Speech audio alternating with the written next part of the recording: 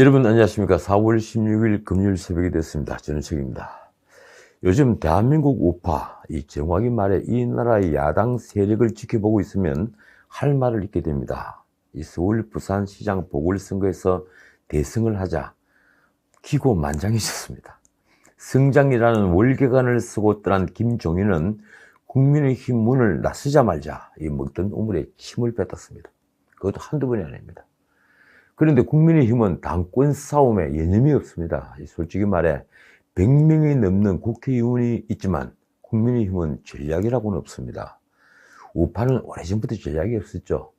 시장 자유를 말하고 이 기업에게 길을 열어주자고 얘기하고 국가 재정을 지금처럼 빚덩이로 만들면 안 된다고 말하고, 그래서 복지도 구조조정을 해야 한다고 말하면 극우가 되는 프레임에 갇혀 있습니다.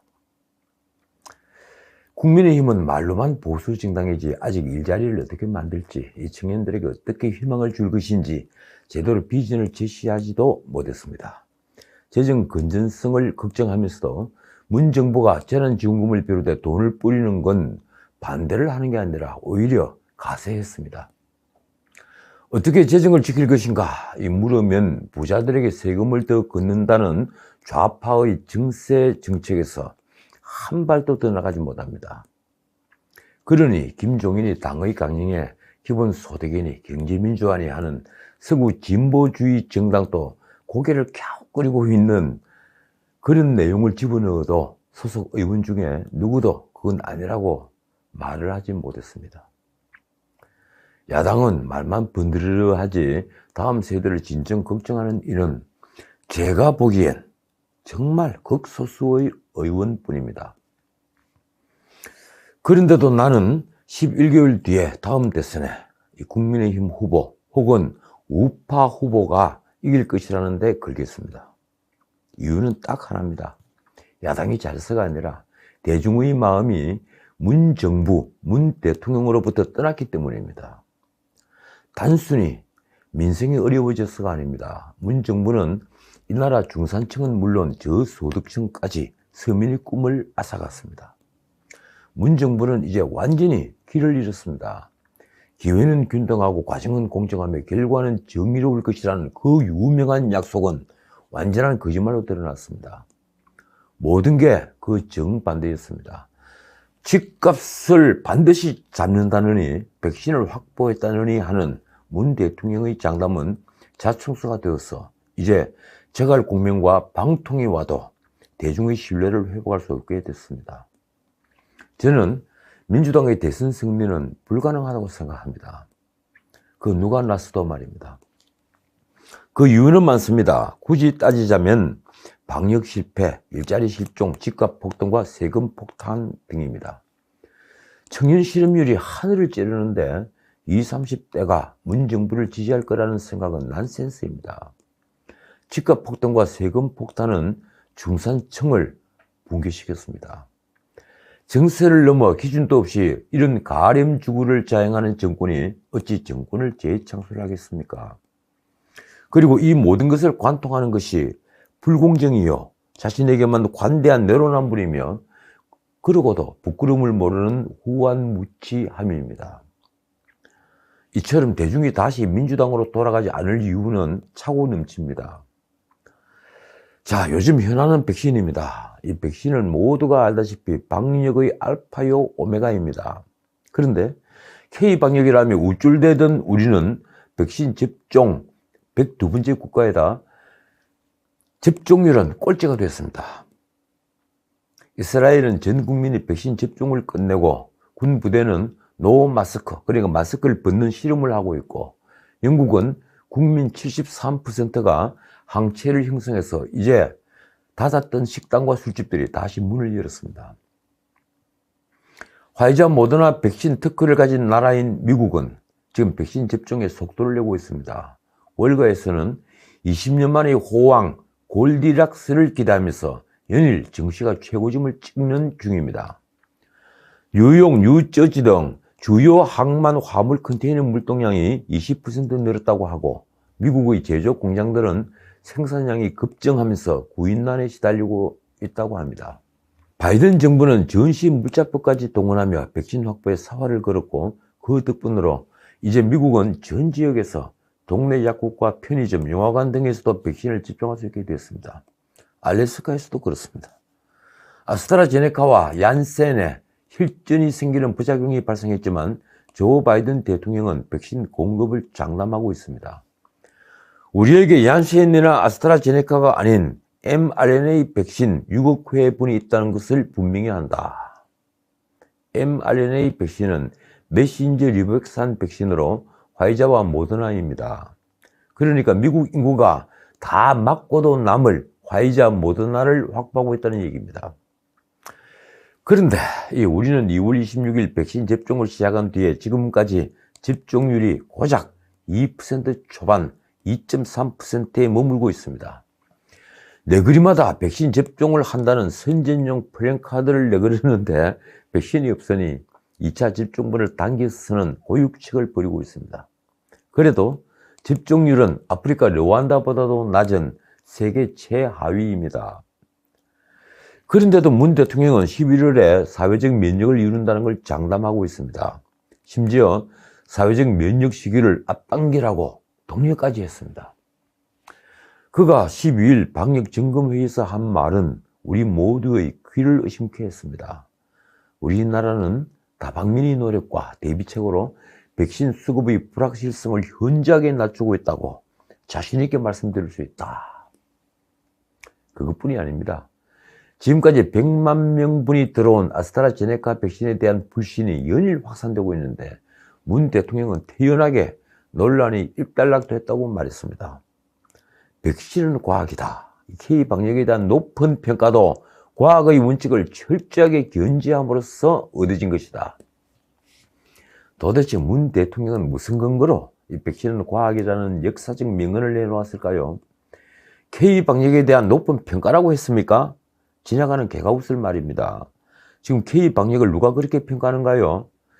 서구에서도 이 안전성을 염려해서 접종 중단 사태를 불렀던 아스트라제네카는 우리 식약청에서도 일부 연령되는 의사의 판단 아래 접종하라고 한 백신입니다. 결국 덴마크는 접종을 완전히 중단했죠. 그리고 이유도 내년부터 아스트라제네카를 배제하기로 했습니다. 그런데 우리는 아스트라제네카를 30세 미만만 접종 중단하고 30세 이상에게는 12일부터 접종을 재개했습니다. 30세 미만 1차 접종자는 2차 접종도 아스트라제네카를 맞아야 한다고 하니 이제 백신은 목숨을 걸고 맞는 일이 됐습니다. 더 큰 문제는 2분기에 공급받기로 한 얀센 백신 600만 명분입니다. 얀센 역시 혈전 부작용이 연달아 보고되면서 미국부터 접종이 중단됐습니다. 그래서 이 문 대통령이 기대를 걸고 있는 것은 국내 위탁 생산하는 노바백스입니다. 그는 방역점검회의에서 6월부터 노바백스 백신 완제품이 출시가 되고 3분기까지 2천만 회분이 국민에게 공급될 예정이라고 말했습니다. 그런데 지난 2월 정부 발표는 2천만 회분이 아니라 2천만 명분, 그러니까 4천만 회분이었습니다. 그게 슬그머니 2천만 회분으로 바뀐 것이죠. 왜 문 대통령은 그 이유를 설명하지 않았습니까? 말하자면 3분기 계약 물량의 절반만 들어오는 것입니다. 어제 언론은 2분기에 100만 회분, 즉 50만 명분이 우선 들어온다고 보도했습니다. 그런데 노바백스는 EU와 영국에서도 아직 승인이 나지 않은 백신입니다. 그러니 또 무슨 부작용이 드러나서 접종 계획이 틀어질지 알 수가 없습니다. 어제 조선일보 헤드라인이 이렇습니다. 이 자고 나면 하나씩 차질 빚는 백신. 이런 판에 문 정부는 무슨 배짱으로 화이자 측이 했던 이 구매 물량을 더 늘리면 더 많은 백신을 더 빨리 공급하겠다는 제안을 거절했을까요? 정말 궁금합니다. 문 대통령은 작년 12월 28일 모더나의 CEO와 통화를 하고 올해 5월부터 백신 2천만 명분을 공급받기로 했지만 모더나가 미국의 백신을 2억 회분을 우선 공급하기로 하면서 2분기 국내 도입은 늦춰지게 됐습니다. 아직 아무런 소식도 없습니다. 화이자도 총 1,300만 명분 중에 3분기에 500만 명분이 도입 예정이었는데 이 역시 미국에 우선 공급하기로 하면서 도입 시기가 불투명해졌습니다. 자, 정리하자면 이렇습니다. 결국 2분기부터 접종을 확대해 3분기에 집중적으로 접종한다는 계획은 완전히 틀어졌습니다. 이 국민의 방역 피로도가 누적됐지만 지금으로서는 사회적 거리두기가 사실상 유일한 백신입니다. 모더나와 화이자가 예정대로 들어오지 않는다면 우리는 연말이 되어도, 아니 내년 초에도 마스크를 벗지 못할 것입니다. 이런 상태에서 문 대통령이 11월 집단 면역을 말하는 것은 국민에게는 희망 고문입니다. 재밌는 건 이재명 지사가 어제 백신을 독자적으로 도입해서 접종할 수 있을지 검토 중이라고 말을 했다는 뉴스입니다. 이 지사는 경기도 의회 도정 질의 답변에서 그런 말을 했다는군요. 그런데 지방정부가 독자적으로 백신을 확보한다는 게 말이 되는가요? 자, 백신에 대해 두 가지 소식이 또 있습니다. 이 프랑스와 올랑드, 고든 브라운, 미하일 골바초프, 이런 분들은, 젊은이들은 잘 모르겠지만 프랑스, 영국, 구소련의 대통령 그리고 총리들입니다. 첫 번째 뉴스는 이들과 노벨상 수상자 등 세계 저명인사 175명이 조 바이든 미국 대통령에게 코로나 백신의 특허 효력을 한시적으로 멈춰달라고 요청하는 공동서한을 보냈다는 뉴스입니다. 그 내용이 이렇습니다. 코로나를 끝내기 위해 특허권 잠정 중단은 필수 불가결한 조치이며 백신 기술은 공유돼야 한다.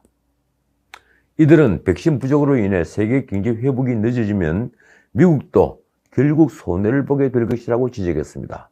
그도 그럴 것이 화이자 모더나는 물론 얀센, 노바백스 등은 트럼프 정부의 초고속 작전 프로젝트 지원을 받아 개발을 한 백신입니다.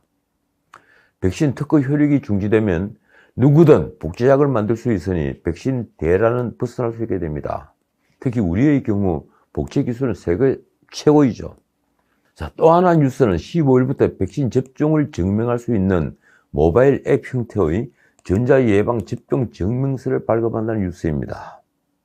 이스라엘이 그린패스처럼 식당, 공공장소 이용 시에 활용할 수 있게 한다는데 접종률이 고작 2% 남짓한데 백신 도입에 실패한 정부가 할 일은 정말 아닌 것 같습니다. 백신이 충분한데 국민이 접종을 회피하는 것이라면 또 모르겠지만 지금 백신을 맞고 싶어도 못 맞는 판에 접종 증명서를 발급한다는 발상은 차별 논란을 부를 수 있습니다. 자, 이제 다른 뉴스 하겠습니다. 이 박수를 받으며 국민의힘을 떠난 김종인이 연일 독세를 내뱉고 있습니다.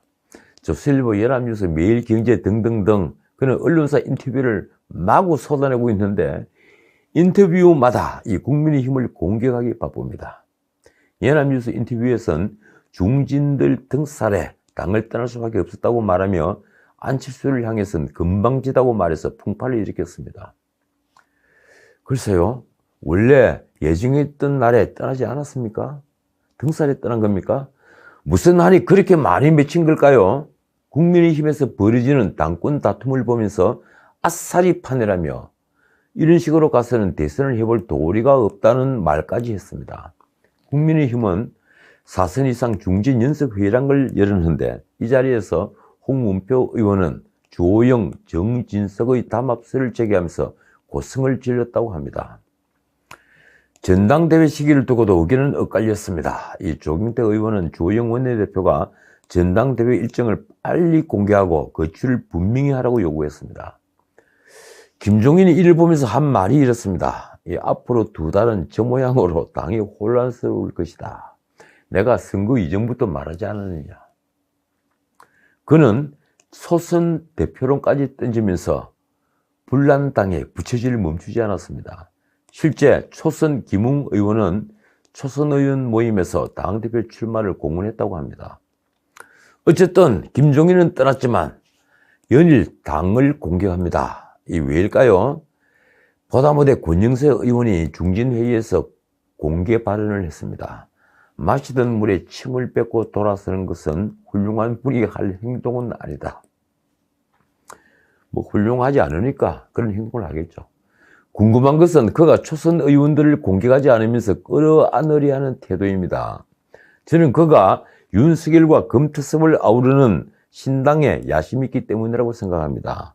조선일보는 김종인이 당장 신당 창당 등으로 국민의힘에 등을 돌리지는 않을 것이라고 했지만 많은 언론은 종래는 그가 신당을 창당할 것이라고 보고 있습니다.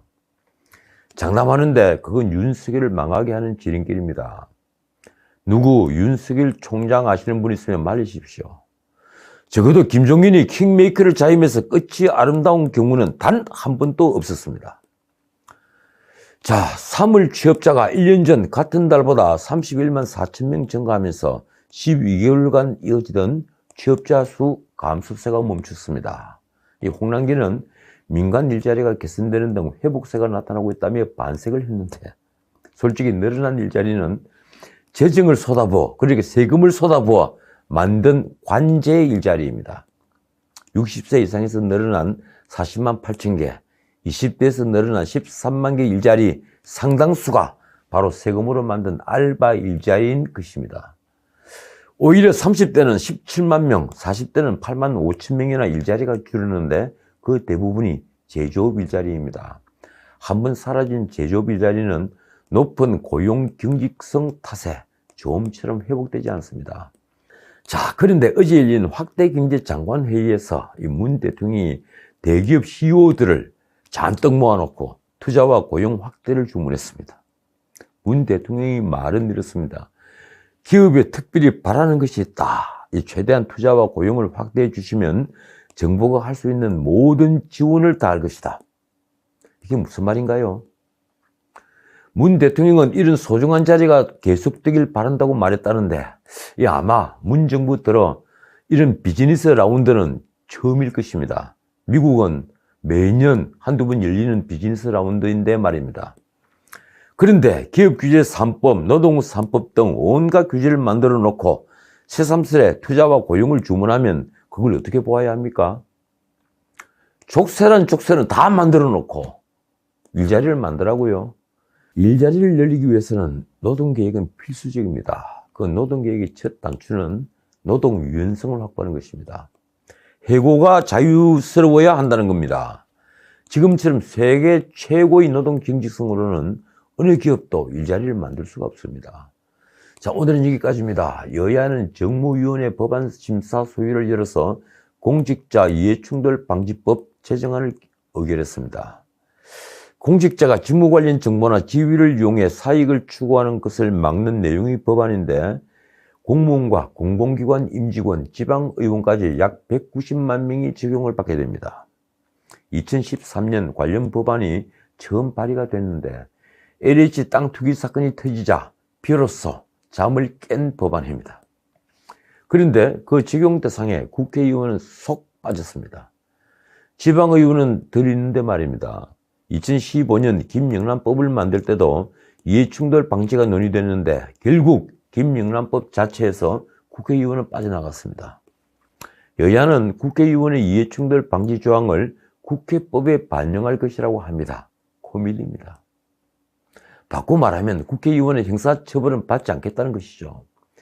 LH 사건 이전에 손혜원의 목포 부동산 투기 의혹이나 박덕흠의 피감기관 공사 수주 의혹은 무엇인가요? 전에도 말씀드렸지만 선출직의 근본은 청렴과 정직입니다.